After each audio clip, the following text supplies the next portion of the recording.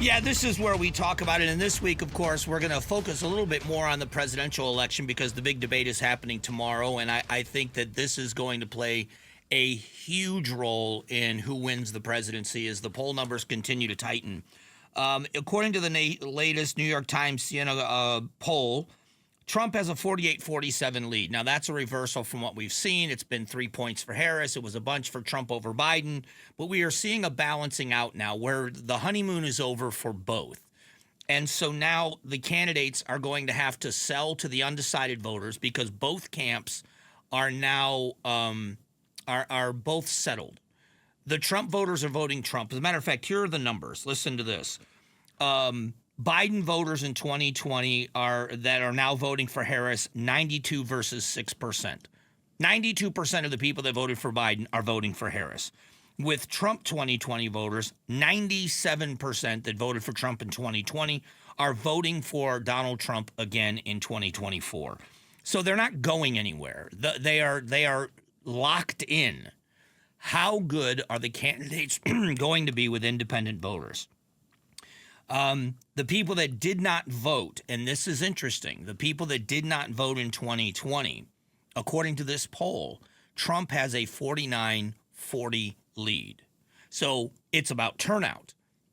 It is about turnout. Can the Trump campaign get those people out to the polls? Trump has a lead with men, 56-39. Harris has a lead with women, 53-42. The Democrat Republicans, Harris has a slight lead, or I shouldn't say slight, has a 4-point lead with independent voters.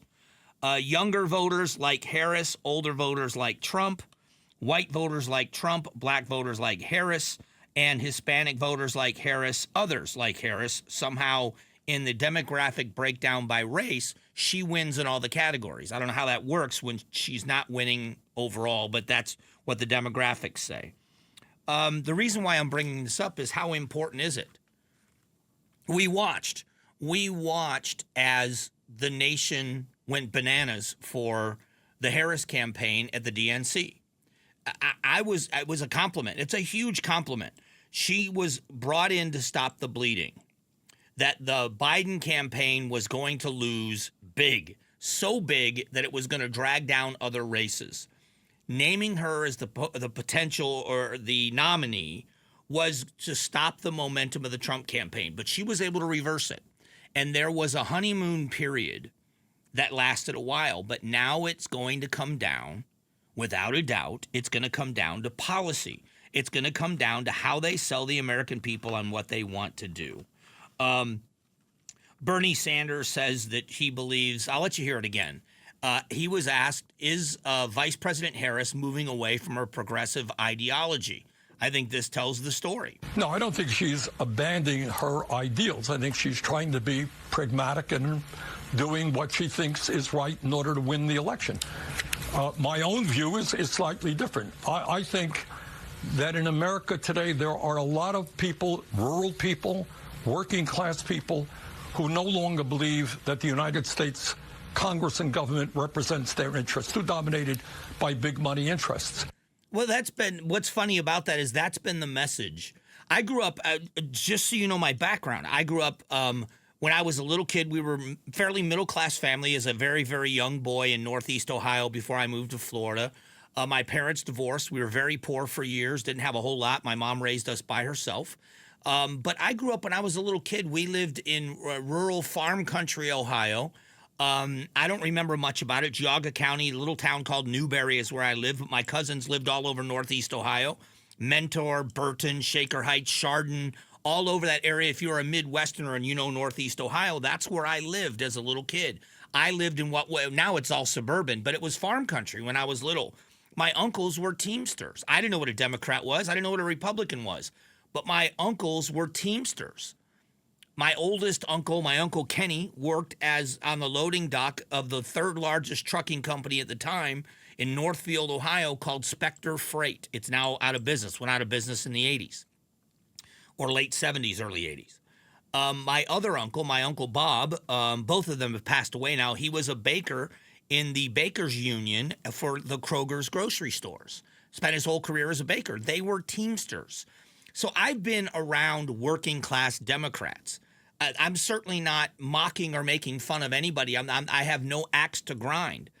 I will tell you that all of my cousins are Trump voters. Every one of them. None of us have changed dramatically and have gone to this extreme.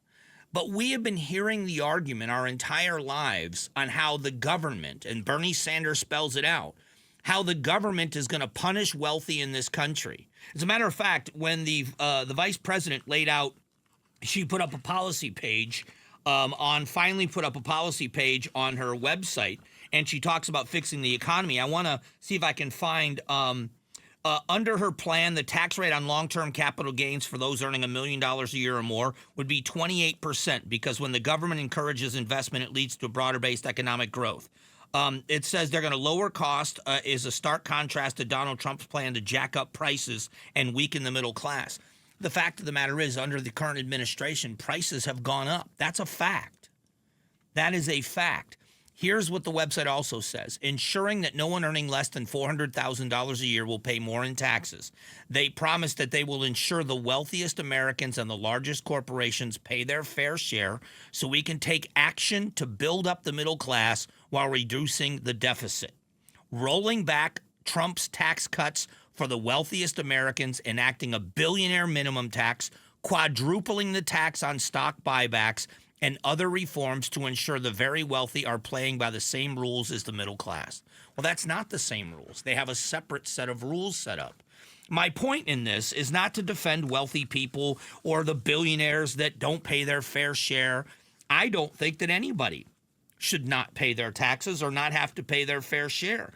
What's interesting is the tax rules that are in place were written over the years partially by Joe Biden and his half a century in the United States government. How long was Joe Biden in the United States Senate writing and rewriting the tax code?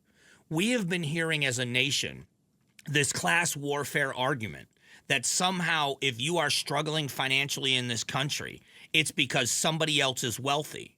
Well, that's not the case. I will tell you that the best lessons I ever learned were from wealthy people. And you know what that lesson was? If I can do it, you can do it. There's nothing special about me. I'm a self-made millionaire, and I know many of them. I actually know a self-made billionaire.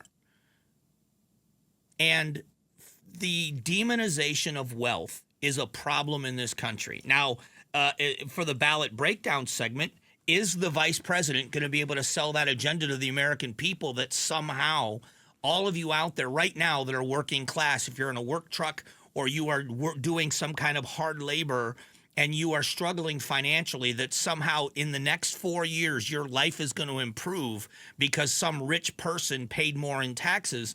If you know, that's what they're going to sell the American people, and we'll see if the American people believe it. And that's going to be the interesting part of this race moving forward. Thanks for watching the Mike Broomhead Show.